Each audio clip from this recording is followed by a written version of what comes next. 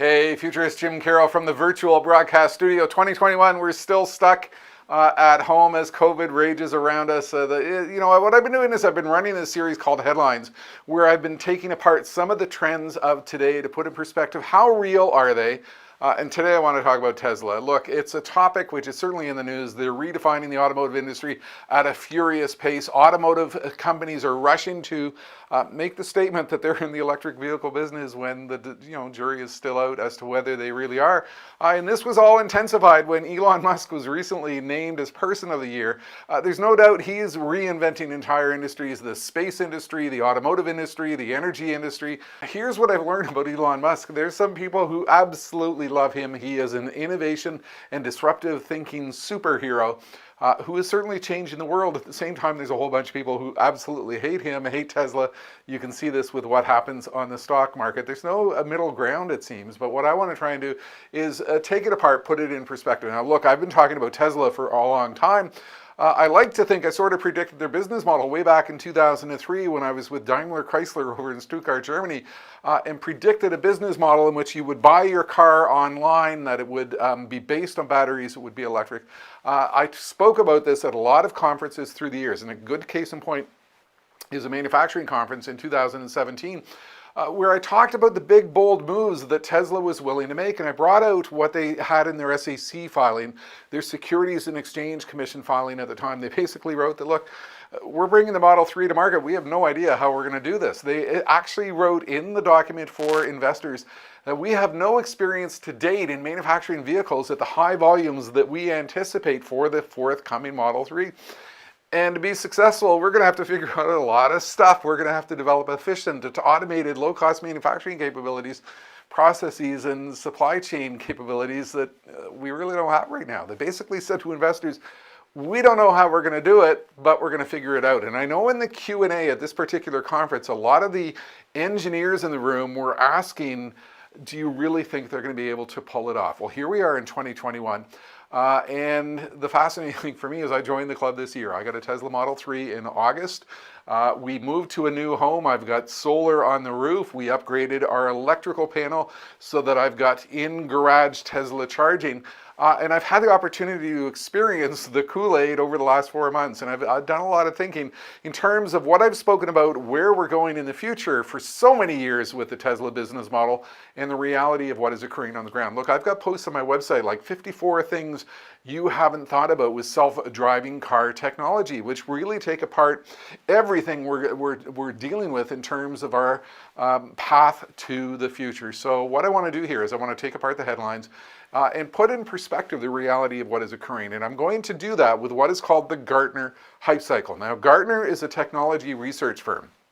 And they said that, look, any idea, any disruptive trend, any technology which comes to our world, it goes through this curve. We get the trigger, it appears. We get this incredible range of hype around it, the peak of inflated expectations. And then everybody realizes it's going to take a lot of work to make it go. So, we hit the trough of disillusionment. Eventually, there's the slope of enlightenment and the plateau of productivity. Every single idea, every single trend, every single item we're using in our world today has gone through the Gartner Hype Cycle. You can put electronic commerce on it, and from 1997 up to today's reality, e-commerce followed the curve exactly. What I want to do is I want to put in perspective what is really happening in terms of my experience with Tesla and what I've observed. So are there some things that are at the peak of inflated expectations? Where are we at the trough of disillusionment? Where might we be in terms of the slope of enlightenment? And where are we actually at the plateau of productivity? The thing about the Gartner Hype Cycle is this is all about timing, and this is a trend I spoke about in my 19 trends for 2019. The issue of timing, getting timing right is critical to understanding the future. If you can take a trend and you can get the timing right, you really are well grounded and well prepared for what's going to come next. And when you take apart what is going on with vehicle technology and smart mobility and self-driving and electronic vehicles, every single aspect of what is occurring here is at a different place on the Gartner Hype Cycle. So let's take it apart. And in my personal view, where do we really see Tesla today, and what does that mean for our future? So what I'm going to do is I'm going to take, a particular issue, and I'm going to give it, outline where I perceive it to be in terms of the ranking. I do this with full knowledge that there are some people who absolutely hate Tesla. There are people who love Tesla and everything it represents. And so, look, any opinion you express here can be met with rounding disbelief, dislike, or absolute love. So let's take it apart in terms of what I've been through. Number one, vehicle charging. A lot of the discussion of the Tesla haters is that it doesn't work. Electric vehicles aren't the future. It's simply not going to survive. Look, my experience, they've absolutely nailed it. The whole issue of range anxiety has disappeared. I've never had a period of time where I have experienced the concern that comes from I'm not going to be able to get there. I'm not going to have the capacity. I can get 400 kilometers or say 275 miles out of my vehicle, but everything they've done with the infrastructure is such that when you need to charge, how you can charge, where you can charge. It's really not an issue. The issue of business model disruption. Look, 10 years out, most car dealers are not going to be in existence because they really don't lend a lot of value to the entire process. You buy your car online, and that's it. There's a very limited number of models, a very limited number of options, and I think this is really going to be the pathway forward for the future. And I've been saying this at automotive dealer conferences for years, that if you're not lending value to the equation, you really don't have a future in front of you. The big trend is that cars are becoming computers. The phrase I use is that cars are becoming rolling, hyper-connected digital technology platforms on wheels with big batteries. And Tesla has this absolutely nailed. I mean, your car is in the garage, you get up in the morning, there's been a software update that has rolled out. There's some type of safety issue that one of the regulatory bodies might express concern about.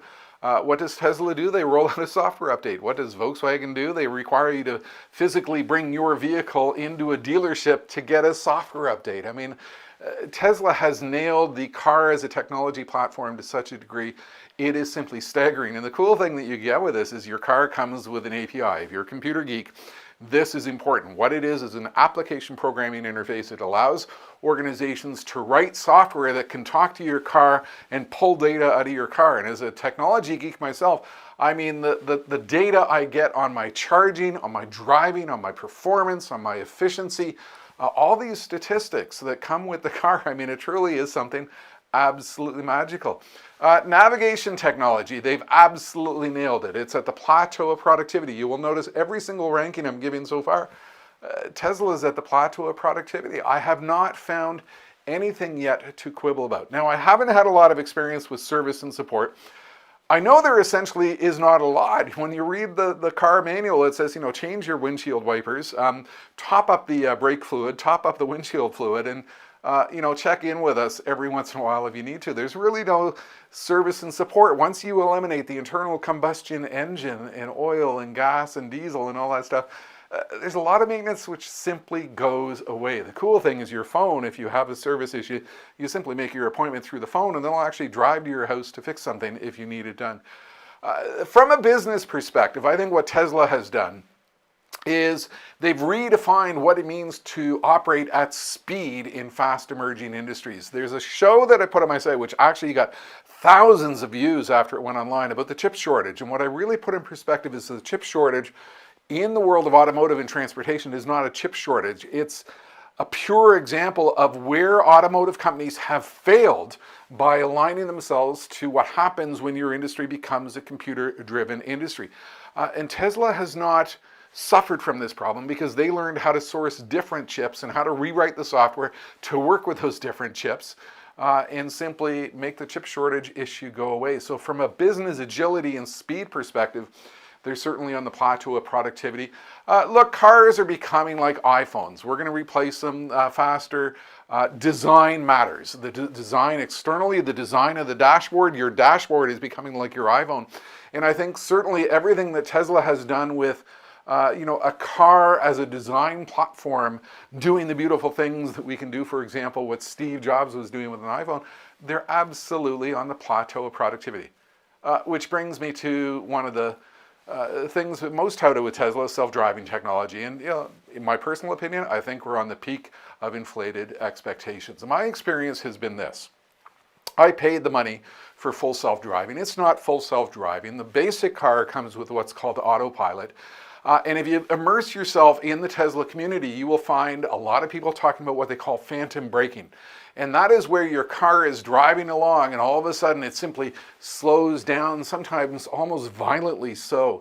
You can find all kinds of stories about this. And this issue seems to have become worse during 2021 when Tesla underwent a major engineering redesign of their car, moving from one technology to another technology to try to accelerate the self-driving platform. Here's my conclusion. We're not quite ready. Here's my conclusion. I think I'm essentially paying money to participate in a beta test. For me, that's okay because this is related to my business. But here's an interesting way to think about what is going on. There's a fellow I follow on Twitter called the Whole Mars Catalog. That's the name of the Twitter account. Kind of fascinating. I've never seen a guy tweet so much. I'm kind of worried about his food patterns because he seems to spend a lot of time at fast food joints. But if you follow him, he put up a fascinating post. Which really put in perspective what is going on with his perspective of self-driving. If you look at it a year ago and you look at it today, it is like a night and day transition. So certainly, while some of us are not experiencing what we thought we would experience with this aspect, he had another post that he said, imagine if you showed a Tesla to somebody in 1990. The car is processing video of its surroundings and rendering a 3D vector space in real time of where it's traveling. On the right side, you see satellite aerial imagery of where you are. The car has fast internet and it's got Netflix. So while I think, they're at the peak of inflated expectations with what they're talking about with self-driving, it is certainly moving along fast. It is certainly accelerating fast. And for me, well, one aspect of my mindset says it's not worth the investment to pay for the so-called full self-driving technology when it's not. The other side of it, side of my mind says, yeah, but you're really participating in one of the most unique computer experiences, development experiences to have ever occurred, and you get to be a part of it. And to me, that's kind of important given what I do. So where are we with Tesla today? Overall, I'd put them on the slope of enlightenment. I think they own the future of the automotive industry. The key thing is they've learned how to scale. If you go back to that 2017 SEC filing where they said, we have no idea how to bring out the Model 3 in volume, but we're going to figure it out. Well, they figured it out. I mean, they've gone from 2,000 cars to 2012 to 1.3 million projected in 2022. They're about to bring on massive manufacturing plants in Austin, Texas, over in Germany, and in Shanghai. They're learning how to scale. And that, I think, is the most powerful thing because they've succeeded at so many other aspects of the automotive industry of the 21st century. And as they figure out the scale issue, it's really fascinating where they're going to go. And I think automotive manufacturers are admitting this. So to me, one of the most interesting things through 2021 was when the CEO of Volkswagen invited Elon Musk in to talk to his leadership team about where the industry is going. And that was an admission by VW, the CEO of VW, who I think is one of the most brilliant individuals out there, willing to accept that the reality of his future has forever changed. By inviting in your competitor and saying to your team, this is the guy setting the pace. That more than anything says to me that with everything Tesla has done, they truly do own the future. They're charting the pathway for the future. It's going to take a lot of work for legacy automotive companies to catch up, which is going to make the next several years really, really interesting. I'm going to close by playing for you this clip from 2017 when I was on stage talking about the big, bold bets that they were willing to make. They certainly have accomplished this in a lot of different perspectives, except for one. That's it for now. Futurist Jim Carroll from the virtual broadcast studio.